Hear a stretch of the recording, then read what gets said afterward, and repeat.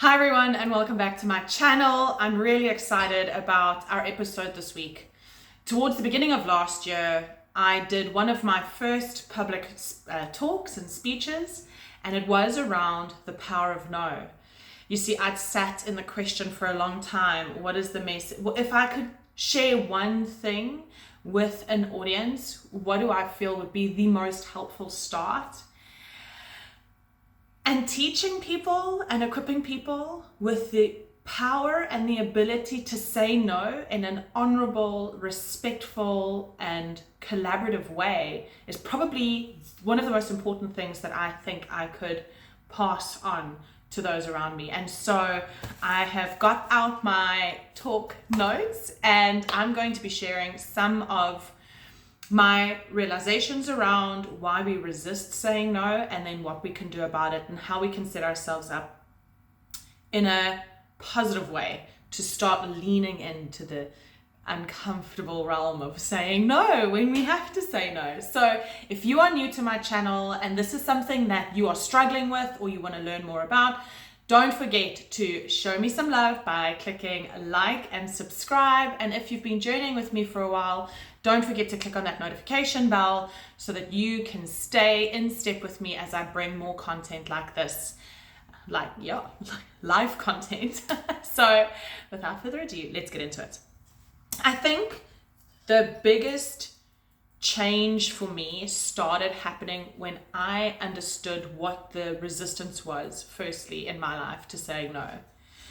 And the reality is that we are engineered to be social human beings in community and in tribe. It's how we have been physiologically and psychologically hardwired. And so we have this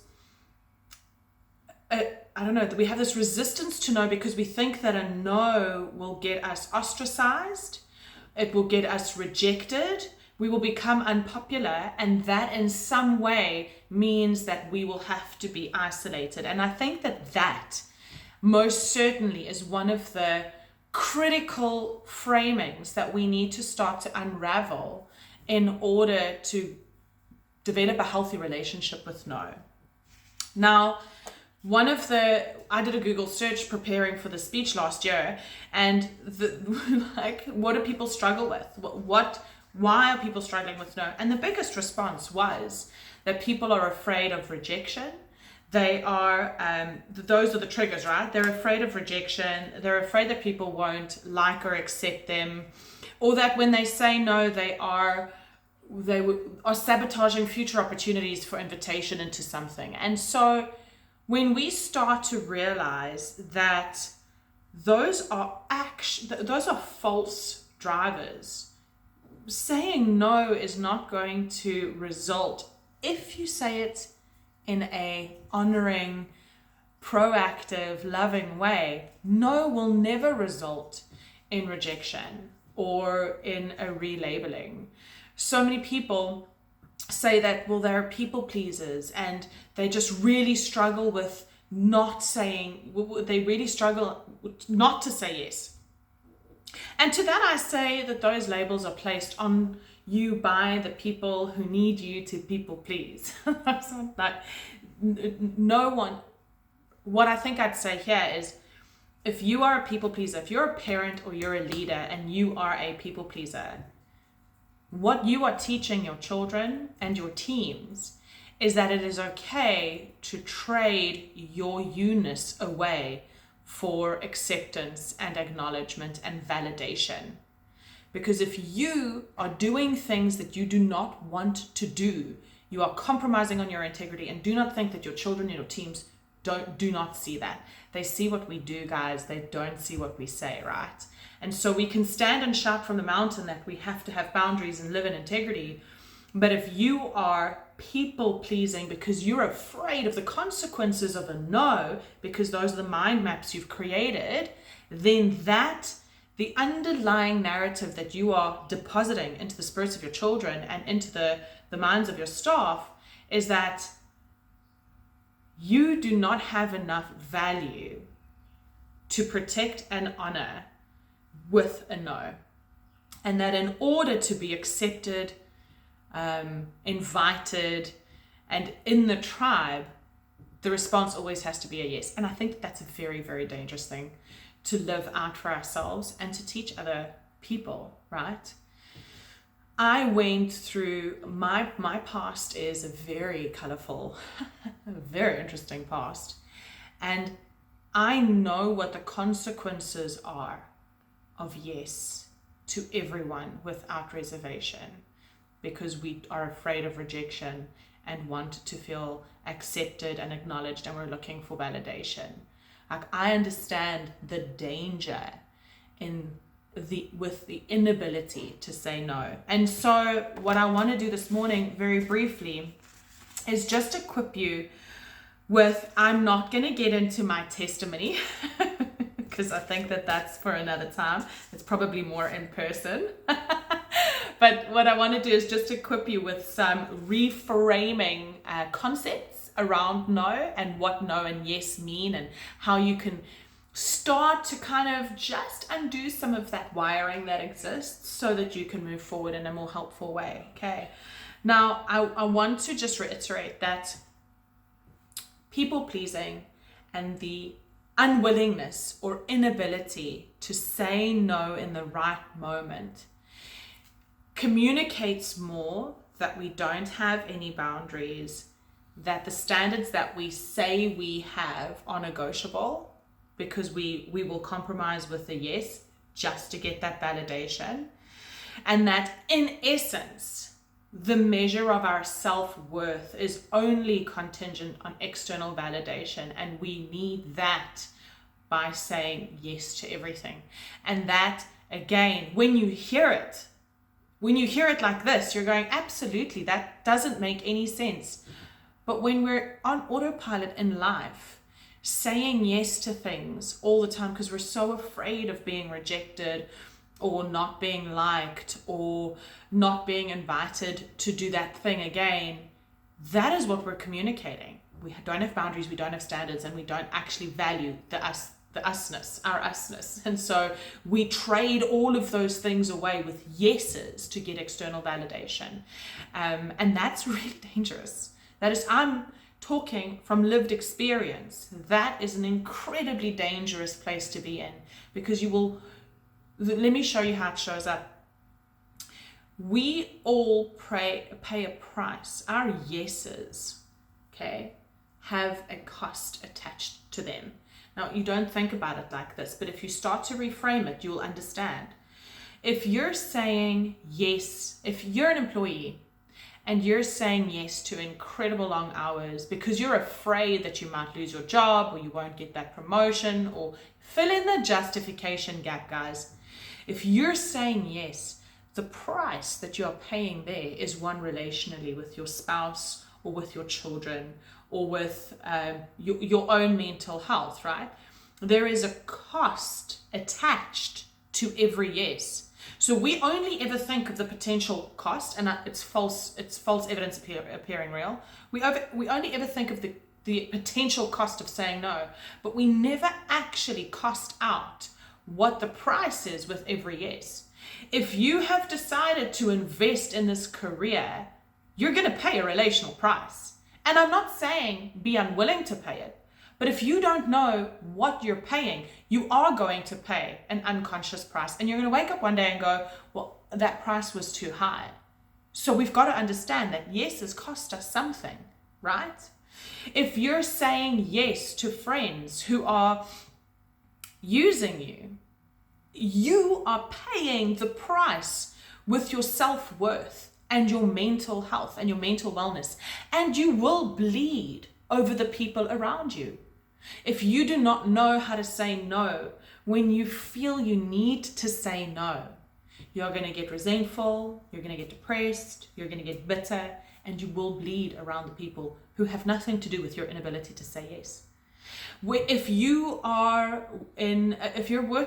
choose to work on your marriage and that is what you're prioritizing, which I think is a great thing, and you do that you're saying yes to your spouse, everything that they're looking for, everything that they want, because you want to invest and deposit into your marriage, you will pay a price, whether it is at work, whether it is in relationship with your kids, whether it is a financial price because we're going shopping. And again, I'm not saying don't pay the price. I'm saying know what the price is so that you know that when you're saying yes, it's consciously and because you want to, not because you don't have the ability to say no with love. And so when we think about that, now this is where the magic happened in my life. I started to understand, I started to have a revelation of my self-worth. It took years. This was not a moment in time revelation. It has taken years and years and years for me to get to a point where I truly understand what my value is and build back my self-worth and my self-esteem. And I'm not by any means saying that I've arrived, because that is a very dangerous proclamation to make, but I'm in a very healthy place from an identity point of view today. And what I started to realize is that the value of no is so powerful in what it communicates to me, to my daughter, and to those around me. No, and I have it here, and I want to get it right? So no allows you, listen to this, guys, this is so good. No allows you to be a better steward of your yeses. I mean, that's gold. That's such gold. When no becomes our default, okay, because we have boundaries and we understand who we are, and I'll give you the tools to say no with love, right? But when no becomes our default, when we do say yes, it carries a gravity and a value, and there is our gravitas, is that the thing? But there is weight to the yes, because we are not cavalier with our time, with our IP, with our love, with our prayers. Do you understand what I'm saying? No becomes the greatest steward of your yes. Because when no is your default, and you say no with love, and you protect your identity, and you protect your self-worth, and you protect your standards and your boundaries, when you say yes, it means something. And it means something far more valuable than if you're saying yes to everything, and no becomes the occasional thing. Because then, I mean, people resist and there's a whole bunch of messy stuff around it. So number one, no allows you to be a better steward of yours. Other stuff is so good. So good. Building on that, and I think I've touched on it a few times already, is no is a declaration of your value. When we talk about our standards and we talk about our value and we talk about our boundaries, when we say no to something, and whatever the reason might be, no is also a full sentence. One of my friends loves saying that, and she's so right. No articulates to others what we value about ourselves, the fact that we won't compromise on certain standards and boundaries, and, you know, building on no being a great steward of your yes. When you then do yes to the right things in a considered way, it communicates such value and deliberacy and purposefulness. And so no does not only allow you to become a great steward of your yeses, but it also inadvertently and subconsciously signals to those around you what you value, how you value yourself, who you value. It is such a great communicator of what you value in your life. And so the third big revelation for me, no is a declaration of value. Okay, that's what I've just said. What is the third one? Oh, no safeguards your vision. How good is that? No safeguards your vision. Oh, and this, I think the story I had here was, I'll get into it because it was really good. But we often say, so here's the scenario. You're overworked, you're overstretched, you don't have enough time with your family, and your mother or mother-in-law calls and they are expecting, you to come to some impromptu get together over the weekend. A lot of people struggle with a no, and so they will say yes. But ultimately, you're in a space where you have a big project deadline that you have to deal with, the kids have exams, etc., etc. When you do not know how to use no for the future version of yourself, you are playing fast and loose with your vision you have for your family. If you are a mother and you value, you want your kids to go to a great university, or you want them to be, let me just pause here for a second, neighborhood living. If you're a mom and you want your kids to go to a great university, right? Your no in the moment, in terms of you're not going to go to this party, or you can't drop this subject, I'm going to get you extra tuition, or I don't think that those are the right kind of people for you to hang out with, and I'm going to flex with a no here. Your no protects the vision, the future vision you have for your family. When you say no, I am not going to work a 60-hour week this week, or a 65 or a 75-hour week this week, because I actually need to invest in the additional studies I'm doing so I can equip myself to open my business. You are stewarding your vision. You're saying no to the immediate in order to protect your vision. And the analogy, or the image that dropped into my spirit when I was working through what this means and how I could give the vision or communicate the heart of this. So whether you're a believer or a non-believer, right? I'm obviously unapologetically Christian. And so the vision or the analogy that was dropped in my spirit was the picture of the Garden of Gethsemane, and I'll get into that because it will really resonate with believers. But even if you're a non-believer, you have to understand that the story of Jesus Christ and the resurrection and what all of that means has an impact on you, whether you're atheist, Buddhist, Muslim, Hindi, fill in the gap, right?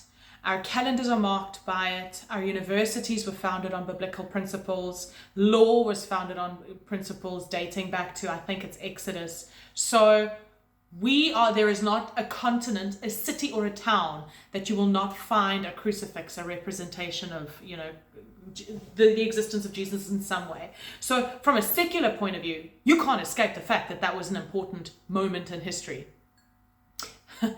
If you're a believer, the magnitude of what happened pre the crucifixion in that garden is wild. And so I want to ask you this question. Jesus was on his knees in the Garden of Gethsemane. He was on his knees begging his Father for this cup to pass him by, because he understood what lay ahead, that separation, right? And God's response was a no. That no safeguarded the grace that every single person who accepts Jesus now gets to experience. What if that no was a yes, and this cup could pass you by? What would it mean? And so, with that mind-blowing revelation, I want to encourage you to start to reframe and recalibrate what your relationship is to no. The fear of no is unfounded. You will not be rejected. You will not be judged. You will not be not invited again, right? That is absolutely unfounded fear driving the desperate yeses in your life.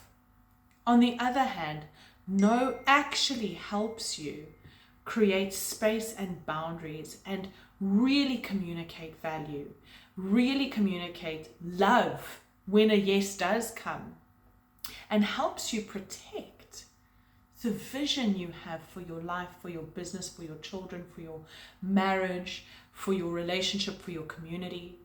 Because the saying of the no now protects what still needs to be birthed in the future. And so all of this is great, right? It's super high level stuff and it's all context, but you need a practical example of how this works. And so I'm going to give you that practical example. I want to also just say, no is not a weapon.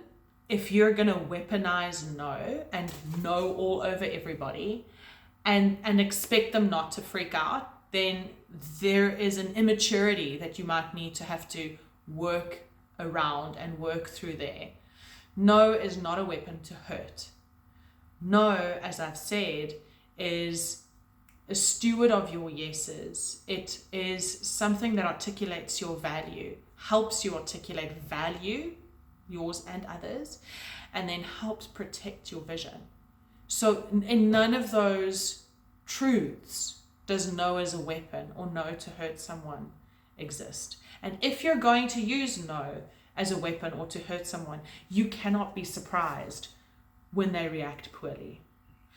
And what I want to say now, if this is something that's just resonated with you and you're going, yes, I want to have a healthy relationship with no, I want that for myself, I need you to understand that you're going to have to be gentle with people in your life for a season, especially if you've been a chronic yes sayer. Suddenly saying no, you have to hold space for people as they try and become comfortable with hearing this from you. It can't happen overnight. This is a journey, and you have to know that so that you're not unprepared when people feel a little rattled. And in saying that, you cannot be a poor no acceptor. When someone says no to you, guys, you have to accept that with grace, because it cannot be a one-sided relationship here. This is transactional, right? And the more you say no with grace, the more you receive no with grace, the more this becomes easier for everybody in your environment. And so there are 4 things that I'd like to say here. Building on, so check your context. No is not a weapon, number 1. Okay, let's really solidify and ground that. No is not a weapon. You have to check your context. Okay, you have to say no with love. If you're saying no from any other place, I would really, really encourage you to examine that before getting yourself into trouble. Number 2, if you're feeling guilty, if you're saying no and you're feeling guilty, good, you're on track. You haven't done this before. You've been a chronic yes sayer. So now that you're saying no and you're feeling guilty because people are they're uncomfortable with receiving your no, if you've said it with love and you've said it with integrity and you've built those boundaries, you are gonna feel guilty. When the guilt comes, know that you're on track. You are doing things right. Okay, don't be surprised. I would encourage you to script a response. So a lot of people go, yes, we want to say no, and then they go and say no, and then they haven't thought about what they would say if someone challenges that or why. I would definitely go and script a response. So, and the example here is we all know who the people are that we feel extended by, right? So if you're a chronic yes sayer, you know who those people are. When you think about them right now as I'm speaking, you are already feeling resentful and bitter. So you know who the people are who ask you for things that you don't want to do and you say yes. So go and script a response. Know in advance what you're going to say when they ask you to pick up the kids. Work those extra 2 hours. Take on someone else's project. Preach when it's not your turn. Fill in the gap. Okay? Get a response going. No, my time is incredibly important to me, and I want to honor you and I want to honor myself. So I actually can't do this because I won't be able to commit to it in the way that you would need me to. So no, thank you, but no, right? Go and script it. Go and script those little things in advance so that when the question comes, you're not surprised by it and falling all over yourself. Okay. And then just remember, progress, not perfection. This is going to be messy. You're going to feel guilty. It's going to be uncomfortable. People are going to react differently to you. Guys, when I started saying no and putting up boundaries, people were uncomfortable in my life because I was a chronic yes sayer. I would do anything for love, validation, or just like, am I good? Am I good enough? I would do everything. And so as I started to say no, people reacted. They absolutely reacted. Of course they would. I would too. It's not normal. Like, it's not a normal thing. It's something different. So you have to understand it's going to be messy. You're going to feel super emotional and uncomfortable, but that is only a season. It's only a season. And then one day will arrive and you are going to feel like you are leveraging no with honor to set yourself, your family, your vision, your value, your standards, your boundaries up with success. So I don't know, I'm not going to do the recap. I just want to leave you with this. Okay, so John 3 verse 16 says, "For God so loved the world that he gave his only son, so that those who believe in him will not perish." For God so loved the world that his answer to his son in that garden was no.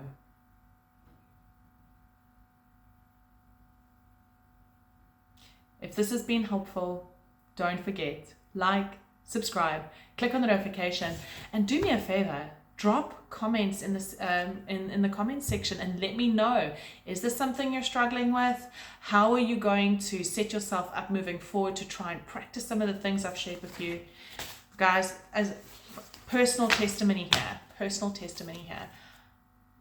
I went from being someone who said yes to anyone and anything just so that I would be loved, and the result of yes was not belonging and a broken identity and a broken values. As I started to recalibrate who I am and whose I am and started fixing that identity, I started to say no. No became a steward of my yeses. It became the protector of my vision, and it became the communication of my value. And I belong more now. I am more loved, more accepted, more secure now than sitting in my power of no than I ever was saying yes to everything and anything. Let that be an encouragement. The journey is tricky, but it's super worth it if you get it right. I'm going to leave you with that, and I'll see you back here next week.